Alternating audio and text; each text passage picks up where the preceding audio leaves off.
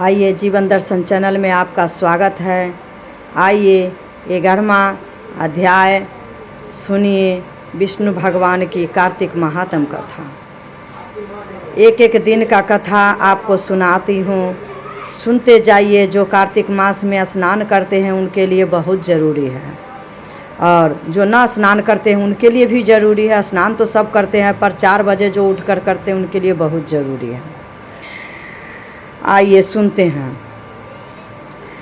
एक एक समय नारद जी श्री व्यास जी से पूछने लगे कि हे व्यास जी, गृहस्थ आश्रम सब आश्रमों से उत्तम क्यों माना गया?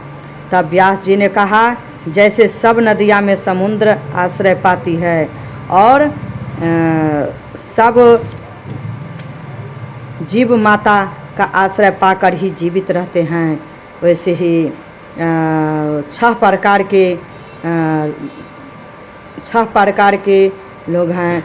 ये 1 भिक्षुक, 2 ब्रह्मचारी, 3 सन्यासी, 4 विद्यार्थी, 5 गुरु पूजक, 6 यात्री तथा जीवी का रहित, ये सब गृहस्थियों का ही आश्रय पाते हैं।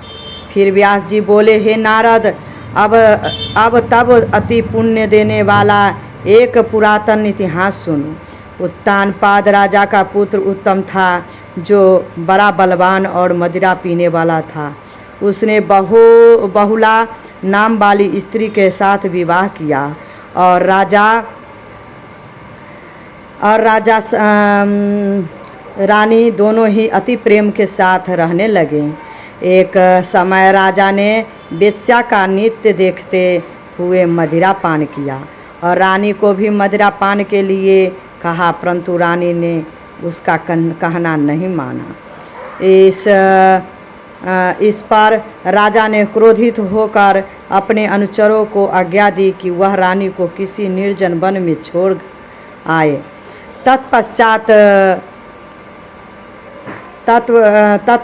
राजा रानी के वियोग में दुखी तो हुआ, मगर उसने दूसरा विवाह नहीं किया, और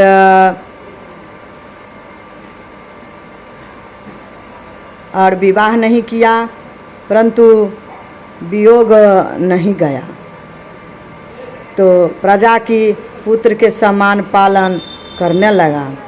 एक दिन एक ब्राह्मण राजा के पास आकर कहने लगा कि हे राजन, कोई मेरी स्त्री का अपहरण कर ले गया। उसके वियोग में मैं अति दुखित, इसलिए तुम उसे ढूंढ कर लाओ। राजा कहने लगा कि महाराज, मैं नहीं जानता कि आपकी स्त्री कौन, किधर और कहाँ ले गया।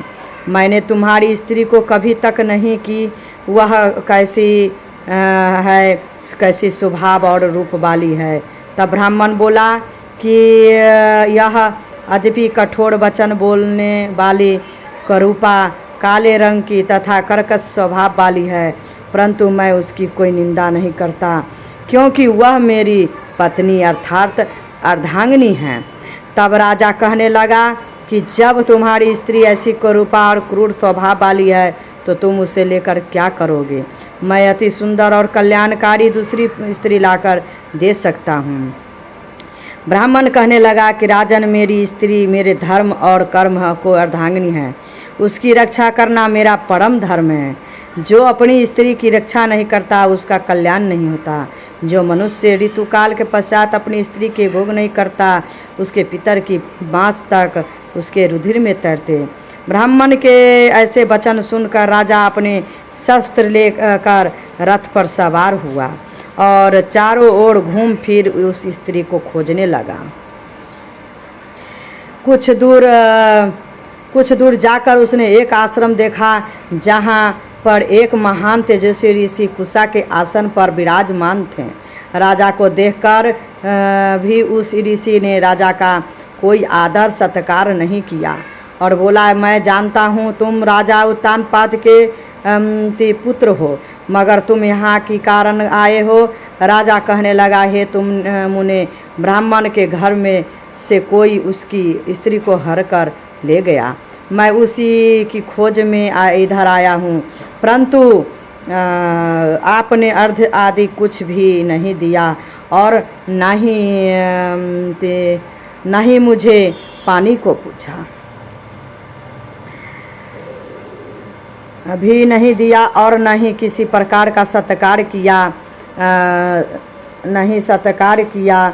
और ऋषि इसका क्या कारण?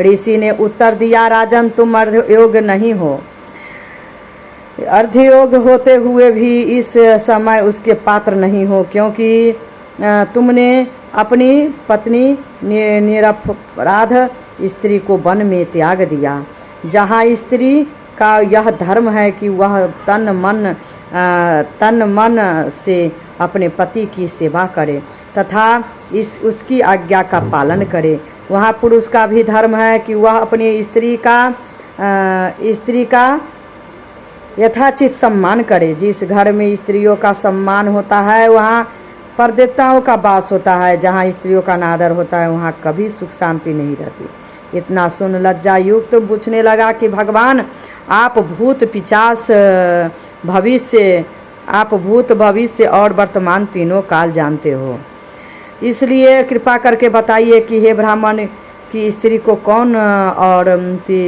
कहाँ हर ले गया है। ऋषि कहने लगे कि राजन, आदिति का पुत्र बालक नामक राक्षस उस ब्राह्मणी को लावर्त वन में हर कर ले गया।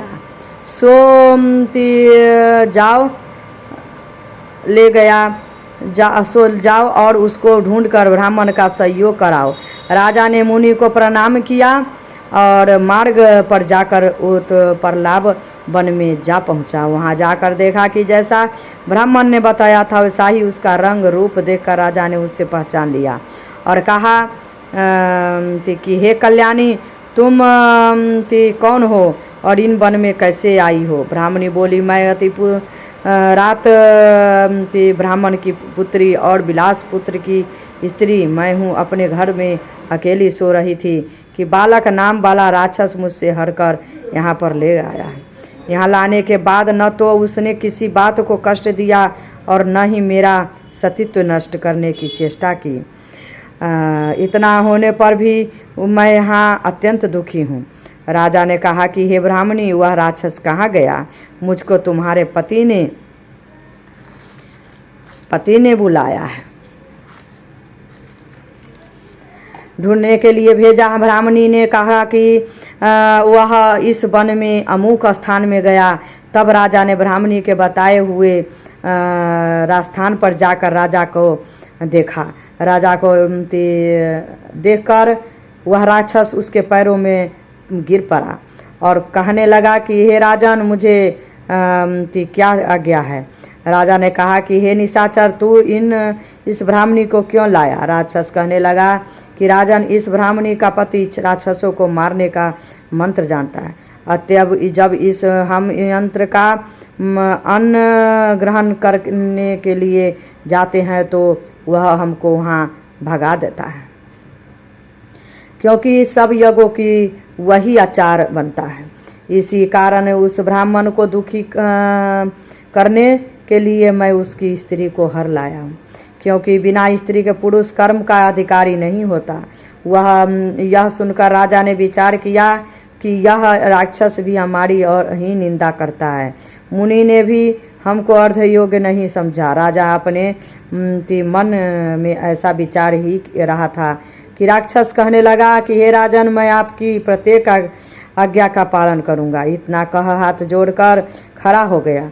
राजा ने कहा कि हे निशाचर, तुम इस ब्राह्मणी को इसके घर छोड़ाओ और जब हम याद करें तब हमारे पास आ जाना। राजा की आज्ञा पाते ही राक्षस उस ब्राह्मणी को उसके घर छोड़ने चला गया। तब राजा सोचने लगा कि मैंने अपनी निर्दोष स्त्री को घर से निकाल दिया, अब ऐसा कौन सा पुण्य कर्म करूं जिससे यह पाप दूर हो। तब राजा पुनः उन्हीं मुनि के पास गया और उनसे अपना कर्तव्य पूछा। मुनि ने कहा, हे राजन, तुम्हारी स्त्री को सतापात नाम के नाग ने वन में घूमते हुए देखा तो वह उसको पाताल लोक में ले गया।